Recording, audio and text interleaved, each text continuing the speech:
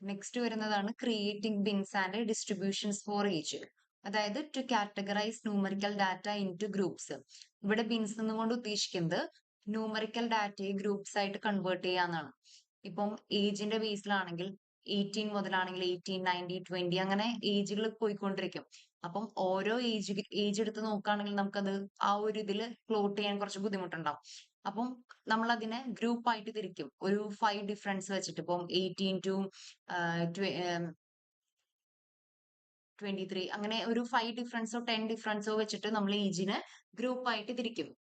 അപ്പൊ 15 മുതലാണ് 15 to 20, 20 to 25 അങ്ങനെ ഗ്രൂപ്പ് ആയിട്ട് തിരിച്ചിട്ടായിരിക്കും നമ്മളത് പ്ലോട്ട് ചെയ്യുന്നത്. അപ്പൊ അതിനാണ് നമ്മളിവിടെ ബിൻസ് യൂസ് ചെയ്യുന്നത്.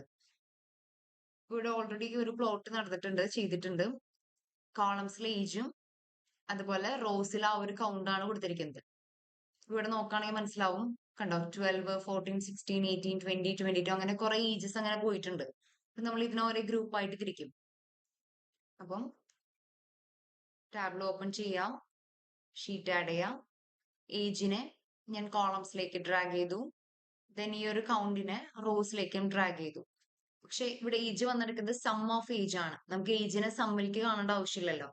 നമ്മളിവിടെ മാറ്റി കൊടുക്കുക, ഡയമെൻഷനിലേക്ക് കൊടുക്കുക.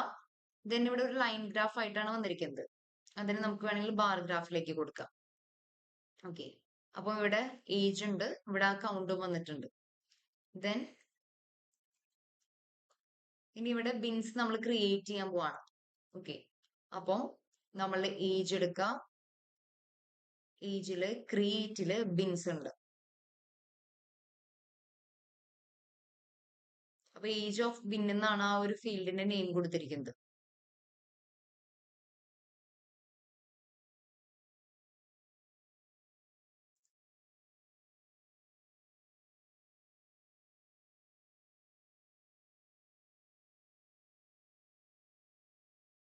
ഏജ് സെലക്ട് ചെയ്തു, ക്രിയേറ്റ് ബിൻസ് സെലക്ട് ചെയ്തു, ഏജ് ബിൻ എന്ന് കൊടുത്തു.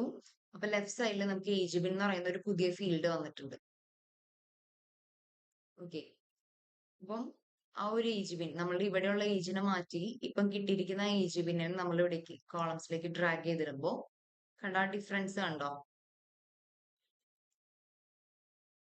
നമ്മളവിടെ കൊടുത്ത ആ ഒരു ഡിഫറൻസ് ആയിരിക്കും അവിടെ വരുന്നത്. ഓക്കെ, ഇതിനെ വേണമെങ്കിൽ നമുക്ക് അവിടെ എഡിറ്റ് ചെയ്യാം.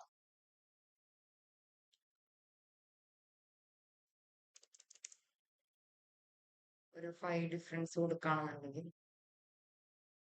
കണ്ടോ 5 ഡിഫറൻസിലായിരിക്കും അത് വരുന്നത്. 15 ടു 20, 20 ടു 25, 30, 35 അങ്ങനെ ആ ഒരു ഡിഫറൻസിലായിരിക്കും വരുന്നത്. അപ്പൊ ഇങ്ങനെയാണ് ബിൻ നമ്മൾ ക്രിയേറ്റ് ചെയ്യുന്നത്.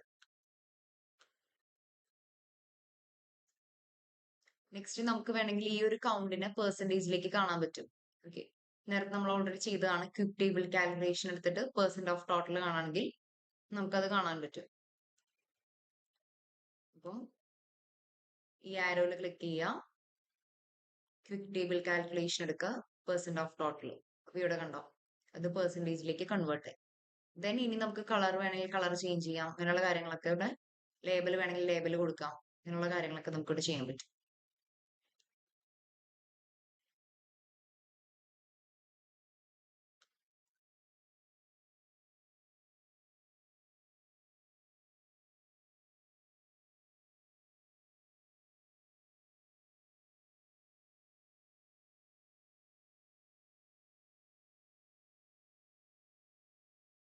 കളേഴ്സിൽ ഏതെല്ലാം സെലക്ട് ചെയ്ത് കൊടുക്കാം.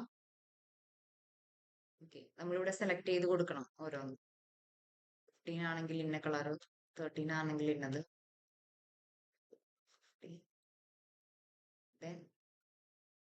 ഓക്കെ കൊടുക്കാം. അപ്പൊ കളർ അങ്ങനെ മാറ്റാം. ലേബൽ കൊടുക്കണമെങ്കിൽ ലേബൽ കൊടുക്കാം. ലേബൽ കൊടുക്കേണ്ട ആവശ്യമില്ല, ഓൾറെഡി ഇവിടെ വന്നിട്ടുണ്ട്. ഓക്കെ, ഇത്തരം കാര്യങ്ങളാണ്.